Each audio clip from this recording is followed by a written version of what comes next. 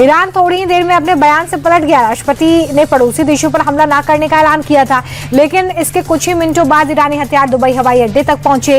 ईरानी सेना ने Dubai airport पर शाहिद 130 ड्रोन से हमला किया। अटैक के बाद एयरपोर्ट पर अफरा तफरी मच गई और सभी फ्लाइट्स को कैंसिल कर दिया गया। हालांकि कुछ देर बाद फ्लाइट्स का संचालन फिर से शुरू हुआ। ईरानी सेना ने यूएई पर हमलों की बारिश की, मगर एक भी निशाना कामयाब नहीं हो सका। यूएई के डिफेंस सिस्टम ने ईरानी हमलों को नाकाम किया। 16 बैलिस्टिक मिसाइलों में से 15 को नष्ट किया गया, जबकि एक समंदर में जा गिरी। आज ही के दिन 121 ईरानी ड्रोन की पहचान की गई, जिनमें से 119 को इंटरसेप्ट किया गया। 2 ड्रोन देश के रिहायशी इलाकों में गिरे, जिससे मामूली नुकसान हुआ।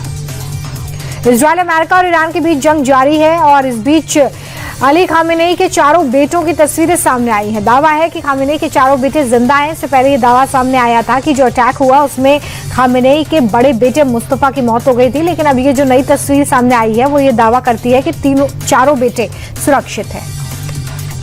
अमेरिका, इजरायल और ईरान के बीच जंग और ज्यादा भीषण हो गई है। दोनों तरफ से जबरदस्त हमले किए जा रहे हैं। इजरायल के हमले का ईरान जोरदार तरीके से पलटवार भी कर रहा है। ईरान की इस्लामिक रिवॉल्यूशनरी गार्ड कोर ने खाड़ी देशों और इजरायल को निशाना बनाकर बैलिस्टिक मिसाइलें लॉन्च की हैं। IRGC ने इसका एक वीडियो जारी किया है। इन हमलों के जरिए तेहरान दुनिया को अपने हथियारों की ताकत दिखा रहा है।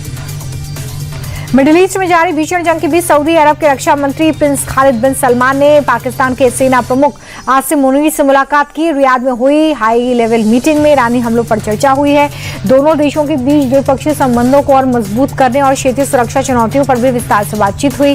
सऊदी ने पाकिस्तान को दोनों देशों में हुए रक्षा समझौते को याद दिलाया और पाकिस्तान से जरूरी कदम उठाने को कहा। भारत में ईरान के राजदूत मोहम्मद फतहली ने इजरायल अमेरिकी हमलों को लेकर बड़ा बयान दिया। ईरानी राजदूत ने कहा कि युद्ध में हमें या तो जीत हासिल होगी या शहादत तक पहुंचेंगे। हमारे लिए दोनों ही सम्मान की बात है। हमला सिर्फ ईरान के खिलाफ नहीं है, ये अंतर्राष्ट्रीय कानून के सिद्धांत, मानव गरिमा के भी खिलाफ है।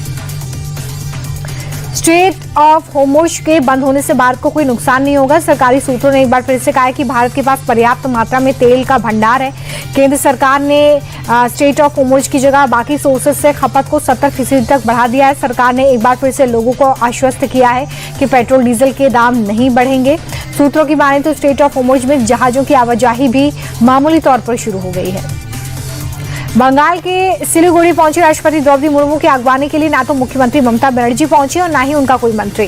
राष्ट्रपति के कार्यक्रम में सरकार का कोई नुमाइंदा नहीं था, जबकि प्रोटोकॉल के हिसाब से सीएम या किसी मंत्री का होना जरूरी होता है। इस पर राष्ट्रपति ने नाराजगी जताते हुए कहा कि ममता बनर्जी मुझे बंगाल नहीं आने देती हैं, शायद मेरी छोटी बहन किसी बात से मुझसे नाराज है।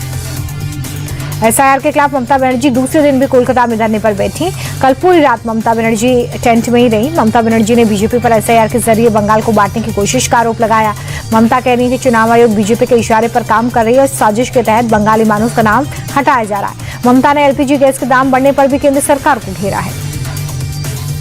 नीतीश कुमार के राज्यसभा जाने पर विपक्ष हमलावर है। इस बीच RJD नेता राबड़ी देवी ने कहा कि नीतीश कुमार की बुद्धि भ्रष्ट हो गई है। बीजेपी उन्हें भगा रही है, उन्हें बिहार छोड़कर नहीं जाना चाहिए। नहीं छोड़ना। तेलंगाना में मुख्यमंत्री रेवंत रेड्डी की मौजूदगी में 130 नक्सलियों ने सरेंडर किया।